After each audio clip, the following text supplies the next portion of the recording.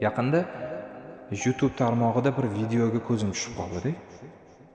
O'sha videoda ayol eriga savol bilan murojaat qilyapti. Men muhimmanmi yoki onangizlar muhimmi deb savol beryapti. Er javob beryapti xotirjam tarzda, "Sen muhimsan, lekin onam menga muhimroq" deb savoliga javob berdi. Ayol hayron. Mana shu videodan va videodagi o'sha bolani javobidan juda ham quvondim, xursand bo'ldim.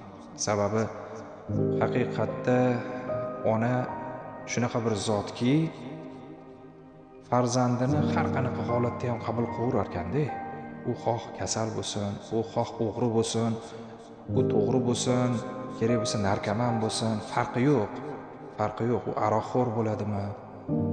Har qanday holatda ham ona bolasini bolam deb qabul qilar ekan, jigarbandim deb qabul qilar ekan.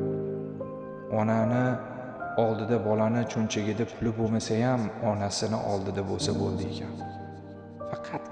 Faqatgina sababsiz, shartlarsiz boricha, ya'ni bir insonni qabul qiladigan zot bormi desa, uni to'g'ridan to'g'ri ona deb bemalol xotirjam etaverish kerak.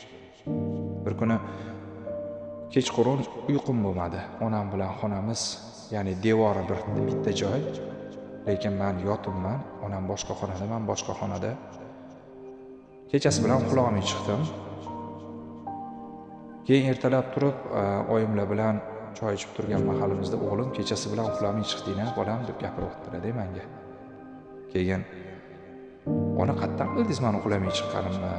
deb savol bersam, bolam, u yondan bu yonga ag'darilayotganingni eshitib yotdim-da, shu bolamni uyqusi kelmayapti, shu bezovta bo'lyapti deb o'ylab chiqdim deyaptilar-da.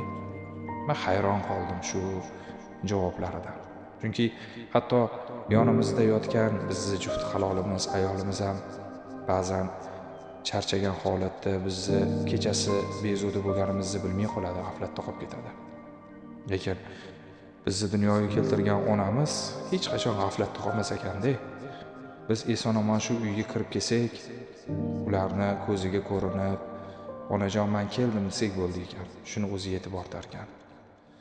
Haqiqatda subhanalloh, bu dunyodagi qahramon zot kim desa, har bir insonning hayotida qahramon bor.